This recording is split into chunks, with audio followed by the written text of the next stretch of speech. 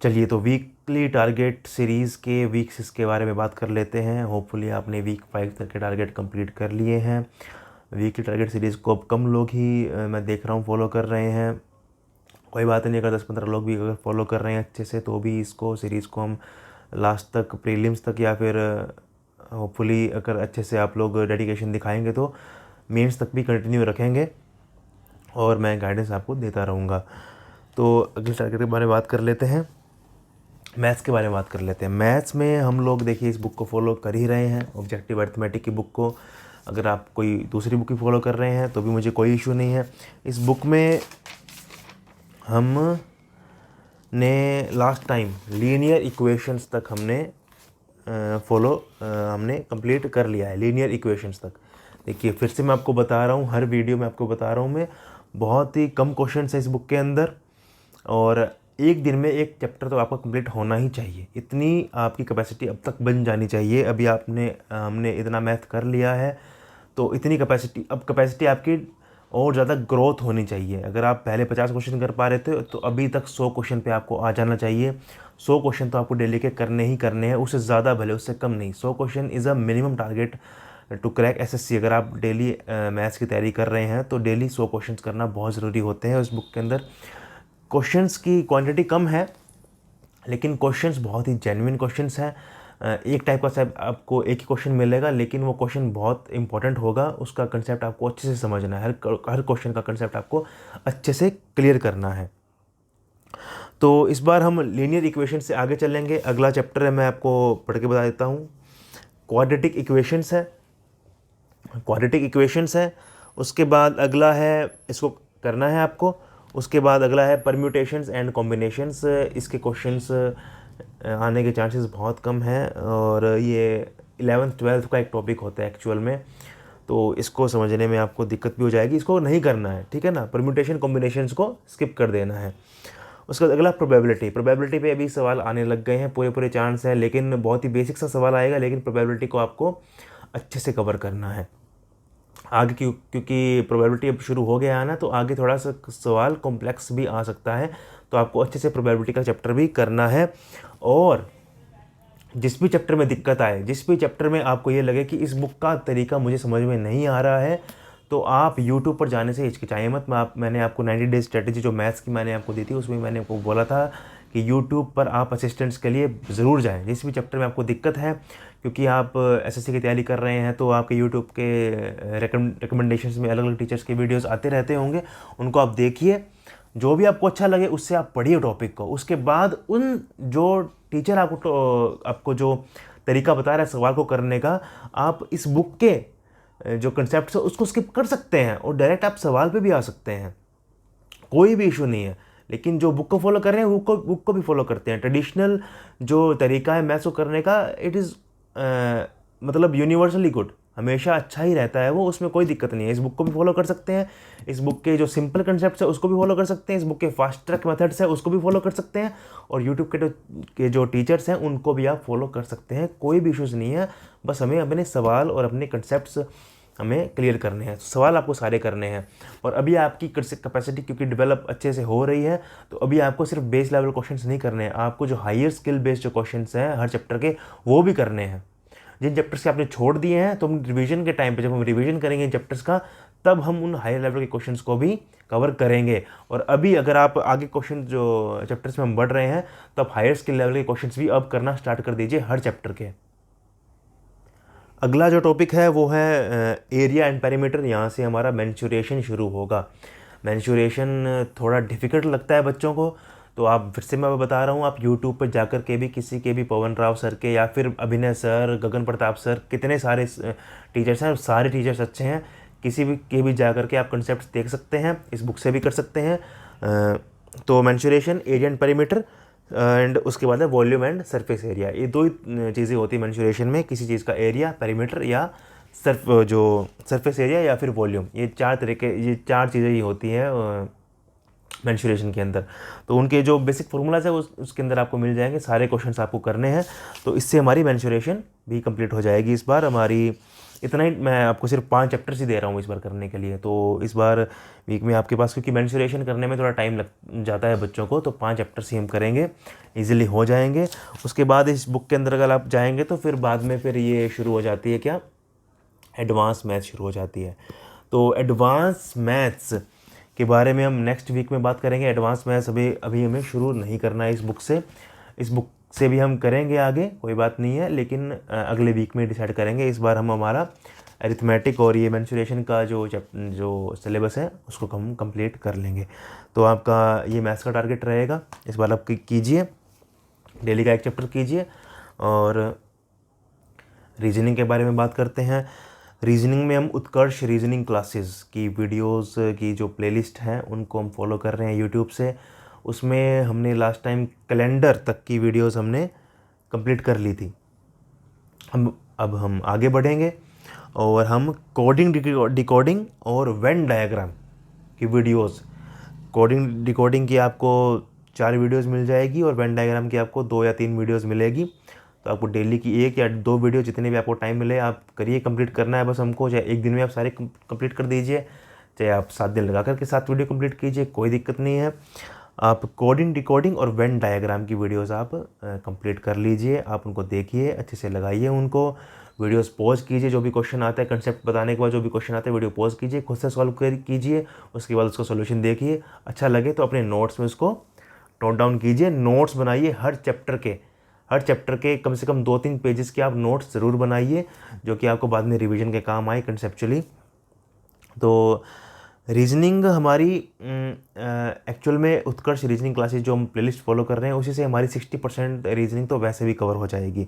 आप इन वीडियोस को देखने के बाद, इन वीडियोस के साथ आपने प्रैक्टिस की इस वीडियोस, इन प्लेलिस्ट में आपको जो टेस्ट भी मिलेंगे। इस राइटर ने जो टीचर हैं, टीचर ने बीच बीच में टेस्ट भी दे रखे हैं, स्कोर बूस्टर टेस्ट, उसको भी आप करते चलिए। उसके बाद जब आप इस प्लेलिस्ट को जब कंप्लीट कर लेंगे तो आपकी 60 to 70% रीजनिंग आपकी तैयार हो चुकी होगी। उसके बाद हमारी जो 30% जो बच गया पार्ट, उसको हमको हॉर्न करना है। उसको हमें हमारी जो रीजनिंग की जो हमारा जो कंसेप्ट है उनको और भी ज़्यादा अच्छा करना है। उसके लिए हम आगे मॉक्स लगाएंगे और अच्छा से करेंगे उनको। तो आप इस जो प्लेलिस्ट है इसको आप डेडिकेटेडली, ऑनेस्टली अच्छे से कीजिए, इसके नोट्स ज़रूर बनाइए आप। तो यही रीजनिंग में हम इसको कर लेंगे और रीजनिंग की टेंशन नहीं लेनी है। रीजनिंग अगर आप इस प्लेलिस्ट को फॉलो कर रहे हैं और आगे आप, हमारे पास बहुत टाइम है, रीजनिंग को हम बहुत अच्छा कर लेंगे। मैथ्स और उसके बाद जीके, इनके ऊपर आपको टॉप प्रायोरिटी रखनी है, क्योंकि जीके अब मेंस में भी आने लग गई है और जीके हमें भीड़ से हमें जीके ही आगे निकालेगी। मैथ्स वाले बहुत लोग आ जाएंगे करने के लिए, जीके में हमको आगे बढ़ना है। तो मैथ्स और जीके को हमको टॉप प्रायोरिटी रखनी है। रीजनिंग एंड इंग्लिश भी मैं इजी ही काउंट करता हूँ, क्योंकि इंग्लिश की आपको मैंने स्ट्रेटेजी बहुत अच्छी दे रखी है, उसको आप फॉलो करते रहिए। इंग्लिश आपकी बहुत अच्छी हो जाएगी और बहुत अच्छा स्कोर करेंगे भी आप। और इंग्लिश में कोर स्टडी प्लान हमारा जो चल रहा है 90 डेज स्ट्रेटेजी में, जो 50 डेज़ का कोर स्टडी प्लान था उसको हमने फॉलो करना शुरू कर दिया है। 2 वीक हो गए हैं। मैंने आपको जो बताया था आप सेट्स लगाना शुरू कर दीजिए। उसके बाद मैंने आपको एक वीडियो भी बना करके दे दी है कि उस बुक को कैसे फॉलो करना है, उस बुक को कैसे इफ़ेक्टिवली यूज़ करना है, एमबी जो मेरी वेबस्टर जो डिक्शनरी उसके साथ। तो उस वीडियो को देख लीजिए। उसके तरह से उन सेट्स को लगाइए आप। 50 डेज़ में, मैक्सिमम 50 डेज़ में वो बुक, अगर आप डेडिकेटेड 2 घंटे उसको बुक को दे रहे हैं तो बहुत अच्छे से कंप्लीट हो जाएगी। उसके बाद हम उसको देखेंगे, तो वो ऐसे आप उसको लगाते रहिए उस बुक को। इंग्लिश के अंदर हम यही करेंगे। और डेली रीडिंग ज़रूर करनी है। न्यूज़पेपर की रीडिंग बिल्कुल भी नहीं छोड़नी है। न्यूज़पेपर जिसको डिफिकल्ट लग रहा है कोई बात नहीं, आप एनसीईआरटीज़ पढ़ लो। 10th तक की एनसीईआरटीज़ कंप्लीट हो जाए तो 11th 12th की एनसीईआरटीज़ पढ़ लो। जो भी मटेरियल मिले उसको पढ़ो। न्यूज़पेपर क्योंकि बहुत अच्छा सोर्स होता है। न्यूज़पेपर के अंदर आपको हर तरह की चीज़ आपको मिलती है। न्यूज़पेपर से बेस्ट तो कुछ हो ही नहीं सकता। न्यूज़पेपर रीडिंग 1 घंटा ज़रूर करनी है, 1 घंटे से ज़्यादा भले करिए। और बिल्कुल भी प्रेशर नहीं लेना है न्यूज़पेपर रीडिंग करते टाइम पर। आपको बिल्कुल क्योंकि अब अगर आप जो इंग्लिश की स्ट्रेटजी फॉलो कर रहे हैं, न्यूज़पेपर रीडिंग आपने तभी से शुरू कर दी थी, तो ज़रूर आपको अब इंटरेस्ट भी बहुत ज़्यादा आने लग गया होगा। न्यूज़पेपर रीडिंग में आपका इंटरेस्ट बहुत ज़्यादा डेवलप हो चुका होगा। तो आप उसी इंटरेस्ट के बेस पर ही जो भी आपको पसंद आता है अब उसके उसी के बेस पर आप पढ़ते रहिए कुछ भी। 1 घंटा ज़रूर पढ़िए, 1 घंटे से ज़्यादा भी आप पढ़ सकते हैं, और डिक्शनरी का यूज़ करते रहिए साथ में। जो भी आपको हार्ड वोकैब लगती है मैरी मेस्टर या फिर किसी और डिक्शनरी से, जो भी आपको अच्छी लगती है, और जो भी वर्ड आपको दोबारा मिलते हैं, जो भी वर्ड आपको उस रीडिंग के दौरान मिलते हैं, उसको आप दोबारा किसी डिक्शनरी से शाम को, अगर आपने सुबह न्यूज़पेपर पढ़ा है तो शाम को दोबारा उन वर्ड्स को रेफ़र करने के लिए आधा घंटा ज़रूर लगाइए। जितने भी वर्ड आप दोबारा देख सके किसी भी अच्छी डिक्शनरी से, ऑक्सफोर्ड की डिक्शनरी जो मैंने आपको बता रखी है वो भी किसी ने ले लिए तो बहुत अच्छी बात है। तो उससे आप दोबारा उन वर्ड्स को रेफ़र कीजिए, उससे आपकी वोकैब बहुत अच्छी डेवलप हो जाएगी। इंग्लिश की कोई भी, और मैं आपको बता दूं, कोई भी आपको बुक नहीं खरीदनी है दूसरी, आपको सिर्फ एमबी पब्लिकेशन के साथ ही काम करते हुए चलना है। सारी इंग्लिश हमारी अच्छी हमारी हो जाएगी, अच्छे मार्क्स हम लेकर के आएंगे। Reasoning and English are the easy portions. हमें मैथ्स और जीके पे काम करना है। उसके बाद हम आ जाते हैं जीके के ऊपर। जीके में हमने पॉलिटी हमारी कंप्लीट कर ली है वीक 5 में। पॉलिटी थोड़ा वास्ट सब्जेक्ट होगा, किसी को इंटरेस्ट आया होगा, किसी को इंटरेस्ट नहीं आया होगा, किसी को समझ में आई होगी, किसी को समझ में नहीं आई होगी। तो पॉलिटी के लिए मैं कोई वीडियो सजेस्ट आपको नहीं करूँगा कि आपको पॉलिटी की कोई वीडियो देखनी चाहिए। पॉलिटी एक फैक्ट बेस्ड सब्जेक्ट है। तो अगर किसी को भी कोई डिफ़िकल्टी है वो देख सकता है यूट्यूब पर जाकर किसी भी टीचर की वीडियो को, लेकिन मैं सजेस्ट करूँगा कि आप दोबारा से पॉलिटी को पढ़िए एक बार और अगर आप न्यूज़पेपर पढ़ रहे हैं तो आपको पॉलिटिक्स ज़रूर समझ में आ रही होगी। अगर आप न्यूज़पेपर नहीं पढ़ रहे हैं, पॉलिटिक्स पे आपकी नज़र नहीं है अच्छी, तो पॉलिटी में आपको इंटरेस्ट नहीं बनेगा। पॉलिटी में इंटरेस्ट बनाने का तरीका यही होता है कि आप पॉलिटिक्स में इंटरेस्ट रखें। पॉलिटिक्स में जितना इंटरेस्ट रहेगा आपका, पॉलिटी में भी उतना इंटरेस्ट रहेगा। पॉलिटी उन्हीं में को इंटरेस्टिंग नहीं लगती जिनका पॉलिटिक्स में इंटरेस्ट नहीं होता है, या फिर पॉलिटिक्स के जिसको नॉलेज ज़्यादा नहीं होती है। तो न्यूज़पेपर पढ़ रहे हैं और पॉलिटिक्स की नॉलेज है तो पॉलिटी आपको इंटरेस्टिंग लग रही होगी, क्योंकि आपको बहुत सारी चीज़ें कनेक्ट हो रही होती है और अच्छा मज़ा आ रहा होता है कि हाँ ये चीज़ ऐसे होती है, क्यों प्रेसिडेंट ने ऐसे बोल दिया, क्यों प्राइम मिनिस्टर ने ऐसे बोल दिया, क्यों राहुल गांधी को डिसक्वालीफाई कर दिया गया मेंबरशिप से पार्लियामेंट की। ये सब चीज़ें आपको समझ में आ रही होती है। डिफेक्शन लॉ जो होता है, या फिर जिस ग्राउंड पे आपको 2 साल की सज़ा जिसको हो जाती है वो पार्लियामेंट से उसको इस्तीफा देना पड़ता है। तो आपको क्या करना है, आपको पॉलिटी दोबारा से पढ़ने के लिए मैं कहूँगा इस वीक, जिसको भी समझ में नहीं आई, जिसको आ भी गई है, आप दोबारा एक बार पॉलिटी पर नज़र ज़रूर मारिए।